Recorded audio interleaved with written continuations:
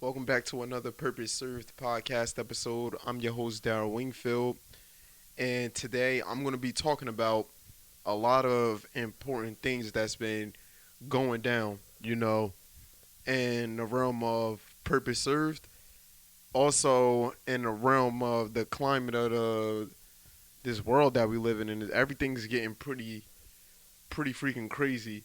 But recently, I just put out a video. I want to say yesterday or 2 days ago, in regards to the Purpose Served community, the PS community. So, what this PS community is something that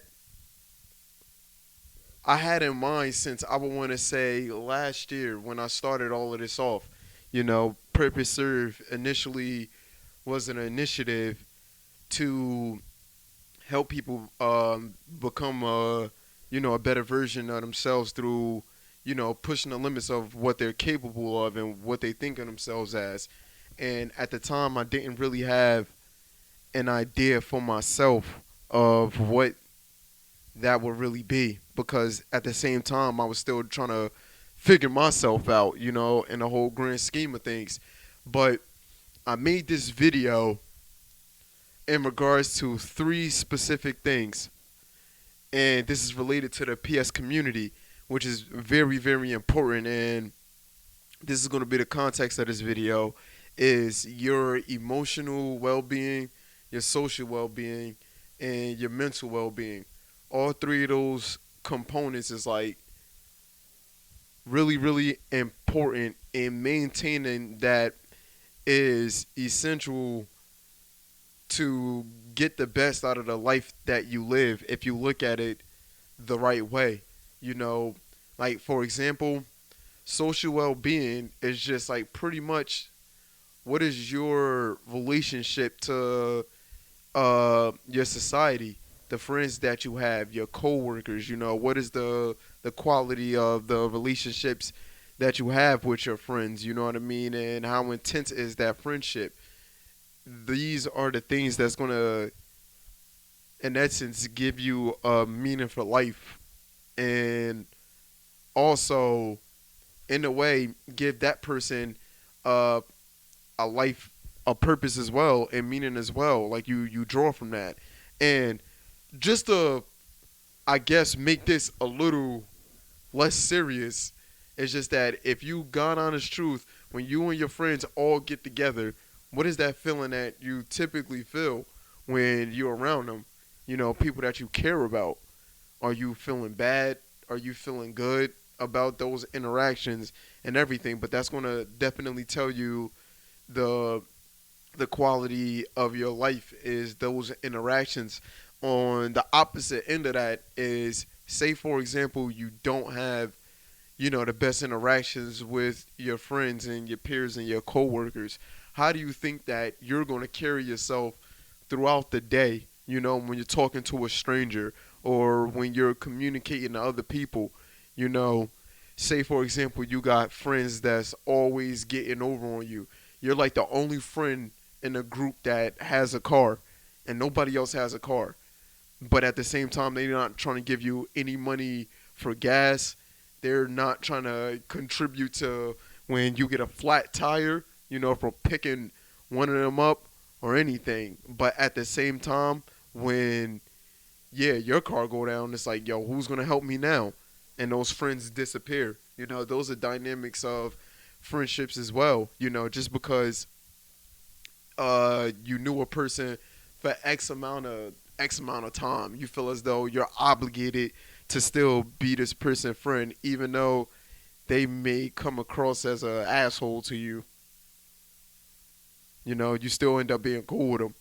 But all in all, this little one aspect, for example, of social well-being is gonna give you, uh, you're gonna give yourself a weird self-talk through your social interactions with other people, because in a way, like I always talk about on this podcast, to look at it in its most basic form, we kind of build our identity off of our social well-being. God honest truth. So like I said, if it's unhealthy relationships that you have with the people in your life, you're going to have an unhealthy self-talk to yourself. And, you know, with that unhealthy self-talk, I want to highlight how important monitoring that actually is, because you based our actions off of your self-talk. And one thing that I did talk about, I believe on is the previous podcast, or I don't know if I brought this up or not. I don't know. Broken record alert. But the thinking about somebody that like was a kid at one point, and their teacher told them that, they told their teacher they hated math, they hated doing division, they hated doing division, you know, and the teacher was like, well, you're going to have to learn this way, or you're going to fail. This is it. You know what I mean? And this kid grows up and keeps this in mind. So as these division problems get more and more difficult and more advanced, that self-talk keeps getting, you know, told to himself like, dog, I'm bad at math. Like, I'm bad at division. This test coming up tomorrow, it's over. Like, that self-talk is like that serious, you know. And we do that on a daily so much to ourselves that a lot of times you count yourself out before you even start playing the game. You know what I mean? Before you even realize what the rules are, you know, you automatically put yourself on that losing side. That's just being 100, especially when it comes to learning something new and putting yourself in a different environment. And when you challenge that comfort that you once had, it oftentimes feels like you have to go back to what you know best. And honestly, this goes right back to the self-talk, and just going back off of the podcast, I believe 37, I think, when I was talking about the hero's journey. And I remember, I don't know if I broke down step by step specifically what it was, but it's a specific part in the hero's journey where you cross over and you meet that first guardian into the world of the unknown. That's like the gatekeeper, and that gatekeeper is meant to send you back to where you came from if you're not really built for that life. And oftentimes people get sent back to where they came from, but this is the problem: they never return. With shows and stuff like that, it's typically like a monster or whatever. But on, like, just to compare this like to real life, man, if you ever had a good idea or had a feeling to do something and it didn't work out, like, for example, I'm gonna relate this personally to me so you guys can get a better understanding of what I'm talking about. And for me, that was when, like I always say, 16 for me, when I got that call, and I felt like basketball was it. That threshold guardian for me was the tryouts. Going to the tryouts was that threshold. So I go to the tryouts, and this is going to relate to my social well-being as well, because the interactions that I was getting in that realm, in that world, wasn't positive. A lot of people didn't think I was good. A lot of people, you know, tried to tell me what my worth was, but I was the type of person where it was just like, nah, I'm not going to let you put your worth on me. Now, think about that dynamic. Is no synchronicities in between that. You're meeting something with force. I was meeting something with force, especially in the realm of my social well-being. It was two dynamics. I wanted something that I felt like at the end of the day that I couldn't have, and I had to really fight for that. Like, crazy enough, I would make a list of everybody that I would think would make the team, and I would put myself dead last or the second to last, you know. And on, like, just to keep it real, even in that social aspect, I put myself at the bottom of the list. You know what I mean? And these are things that carried over, like I said, to the point where I got cut and I got spit right back out to where I came from. And now it's just a matter of, are you going to return? And for me, I was willing to accept the challenge. Now, this was the start of many difficulties that was really way below the surface, but being 16 years old, I didn't see it. You know what I mean? At the time, my immediate thing was, doing whatever I can to play basketball to get to the NBA in, a short amount of time, because I just thought that playing basketball, everything just is going to come to me. It's just simply going to come to me, but it was a lot I had to realize in myself for me to really understand that if you want things to come to you, you must be prepared for it. If you're not prepared for it, how you expect anything to actually come to you? Now, back to me returning back to the Threshold Guardian, it was the next year around the time for tryouts, but this Threshold Guardian reshaped himself. It wasn't in a form of tryouts anymore. Now it was in a form of an injury, and I blew my knee out. I completely tore my ACL. Now I ran through the story billions of times, but now to for you guys to hear the detail of it, 2 or 3 weeks before I actually tore my ACL, I got into a fight with my brother. We was playing baseball in the backyard. My mom was in some softball tournament, and she needed help pitching. So I was throwing the ball to my brother, like kind of hard, playing around, just and out of nowhere, he gets upset and he charges me, like he straight ran and charged me. So then after that, he tackled me, and then after that, my knee was kind of up, and he landed on my knee.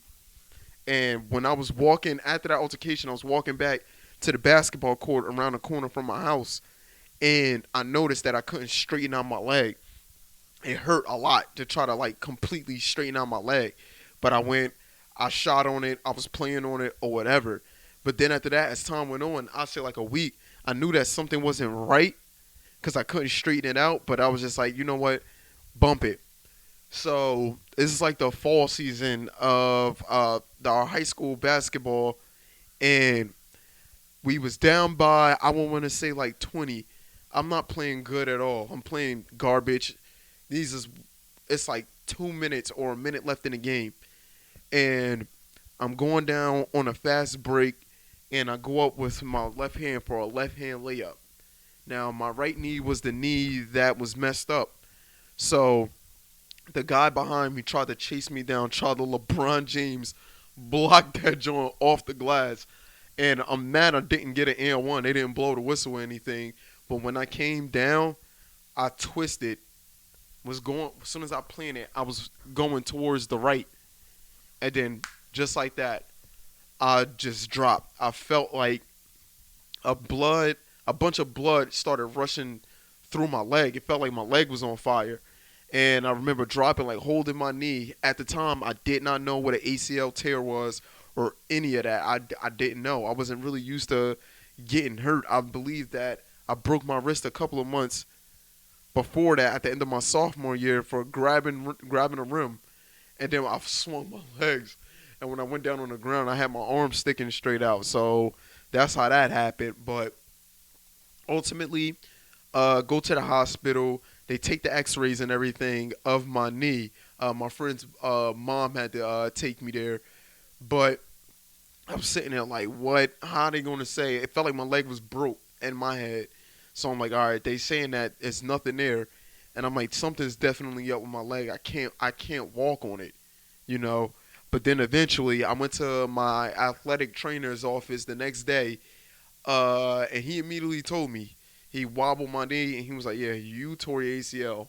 Ain't nothing there. You completely tore it. And in my head, I'm like, what does that mean? You know? And he was just like, that means that you got to get surgery, and you're going to definitely miss this basketball season. You're going to be out for 6 to 8 months. And I'm like, what? And he was like, yeah, you're going to have to learn how to, use your leg again. You're going to have to learn how to walk again. And in my head, my life is, crashing in front of my face. Mind you, this is the time I got put on to start on varsity. I went from, putting myself at the bottom of the list to now I'm coming into the season and I'm in the starting lineup. to play.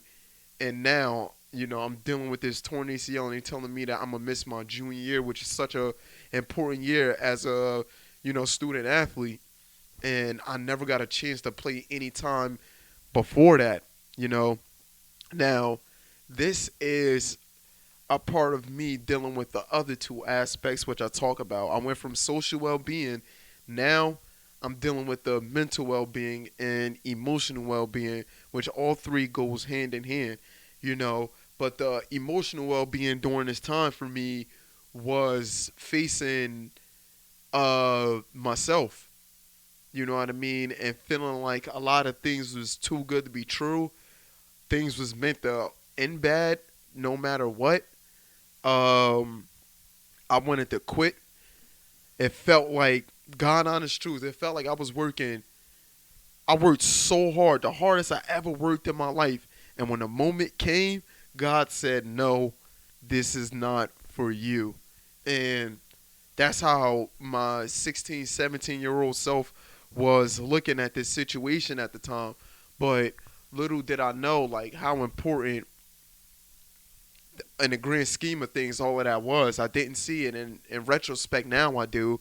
But emotionally, you know, your emotional well-being is important because through your experience of life, you're going to experience anything from joy to grief at any given moment.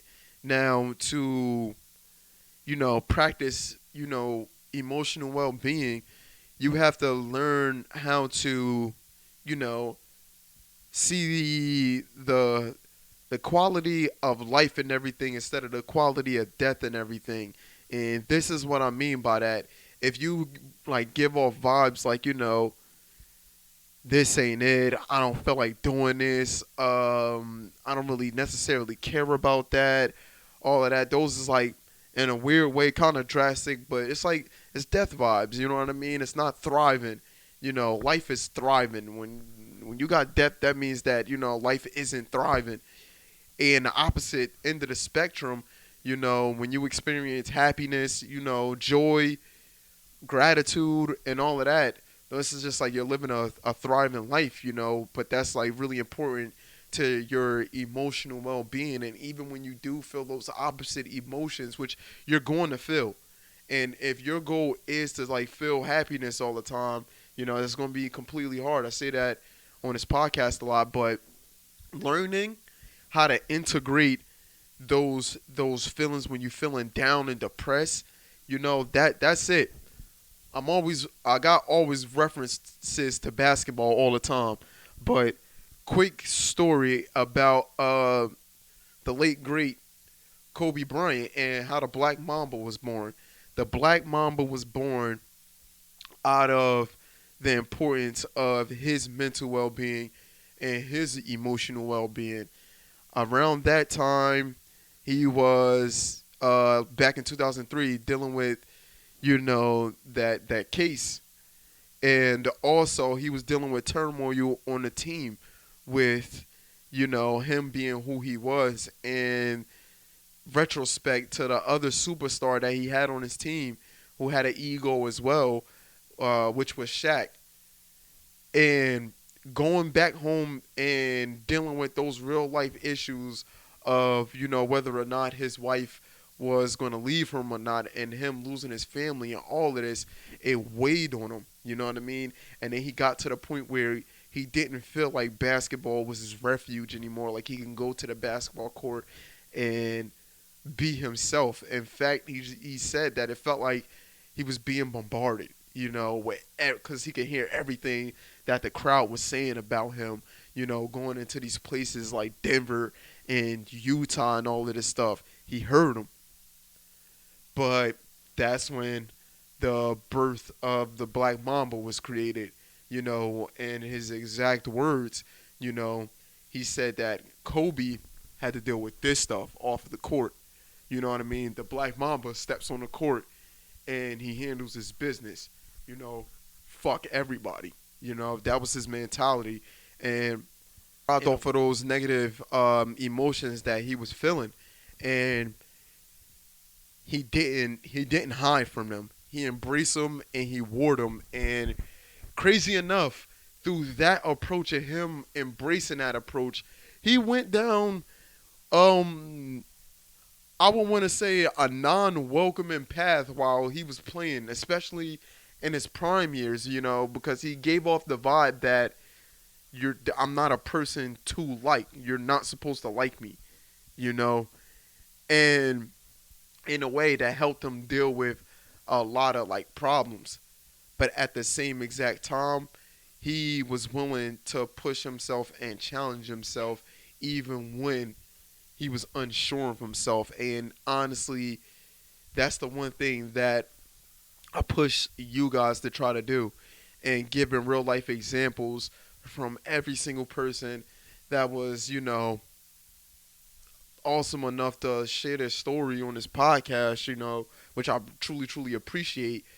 But to see that we all face these challenges and it's not looked at as an important thing right now. And through this podcast and through the purpose served community and all of that, these emotional, social, and mental well being is so important. Like especially your mental well being. Your mental well being, pretty much in a way, you're giving value to who you are and who you are compared to the society that you live in and how you feel about who you are, which is connected to your emotional well being. That all comes into one thing.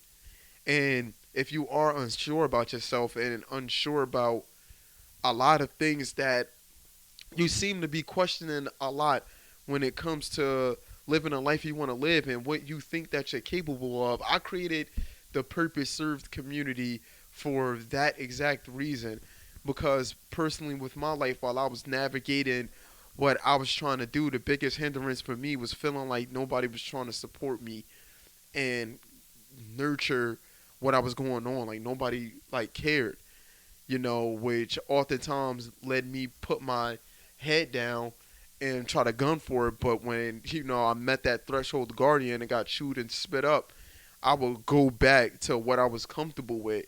And some of the things that I was comfortable with is, God honest truth. At first, I thought I wanted it. I liked it, Like, for example, going out, having a good time, drinking all the time, smoking, lusting after girls. Like, I God honest truth thought that's what I really wanted. But this is when the problem came into play. After a while, I started feeling like I was living a life that I was trying to escape but couldn't. All of those things started to backfire on me, and I was relying more on those things to live instead of more on living on myself to live. And I was finding myself depressed. I was finding myself desperately, desperately trying to find the way out. And at times, I would turn to basketball. But due to the fact that I wasn't putting my all into basketball, I want to say a lot of these things, once I turned 18, from 18 to 23, 24, it was me wanting that life. And then around 23, 24, I wouldn't even say younger than that, 22, I was like, this ain't it, but I didn't know what was outside of this ain't it, and that's why I say you guys got to challenge what's comfortable for you guys and push those boundaries of the life that sometimes you feel as though is keeping you stagnant. And that purpose served community video, I try to cover all of that. A lot of that stuff is definitely based off of my personal experience and how I came about to get to this point. But you don't have to go through any of that stuff to figure that out, or try to tell yourself this is where I'm going. Like I always say, it's already with you.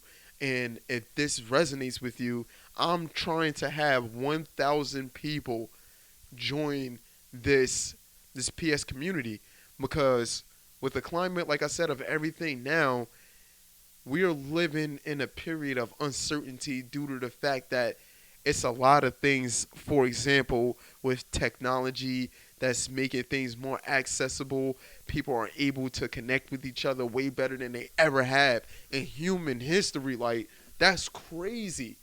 The amount of information that you can get and receive at any given moment is freaking crazy. But at the same time, I think that it's starting to overwhelm people, and people are really unsure of themselves because they got too many options in front of them, you know. And this is something that I brought up in a YouTube video that I made. It's just that when you get caught up in this rat race, the only thing that you're focused about is having a good job to like just keep up with the bills, to be able to retire and live a chiefy chill life. You know what I'm saying? But the reality of you seeing how that plays out is just you're being a shell of yourself in order to get there. And that's why a lot of these things is so important to me, because like I talk to people a lot and I really do try to understand where they're coming from. And my goal is to just try to help them live the best life that they possibly can live, and will bring them the most fulfillment, which naturally it's going to make you feel good. You know what I mean? If you contribute into society in the way that you want, and people are receptive to it, that's ideally what we all want. But we don't know how to go about that. That's not something that's been really in the forefront of anything. You know, the forefront of everything is entertainment, media stuff, and all of that. You know, but at the same time, man, you gotta enjoy yourself, but put out productivity. That's how things essentially really get going. You know, doing a little dog work here and there. But this is another announcement that I want to make. I got a couple things going into work. Have faith, trust me in the process. But another thing is I will be using an app called Wisdom. Download the Wisdom app. It's a social audio app. So if you guys are looking to hear more from, you know, what I say, even if you want to have a conversation with me or anything, just listening to me, download the Wisdom app. That way you can talk to me directly about any questions that you have in regards to anything that we talk about or pertaining. It's an awesome app. It just launched, I would want to say, last week. They reached out to me to be a part of it this summer and everything. And I was like, Dad, this would be a dope opportunity and everything. I was limited belief in myself. I was like, this is one of those things where this could be too good to be true. You know, why are they reaching out to little old me? You know, what do I have really to offer? You know, but, you know, they was willing to make me a top mentor on the app.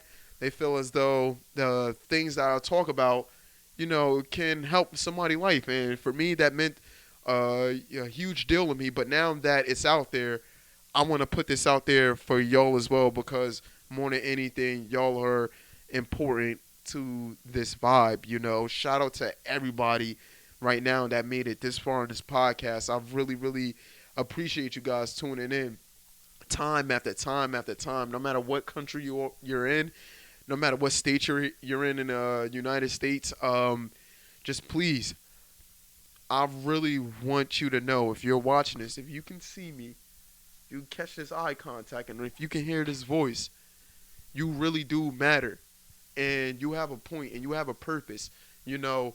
And for me, y'all matter to me, you know, just by listening. Something as small as that. And I say that all the time, but I'm learning how to, you know, be real grateful about what I have and what's going on, and learning how to try to bless others as I go along with what I have and what's going on. Now, for you guys to really, really help me out with that, please check out the PS community video.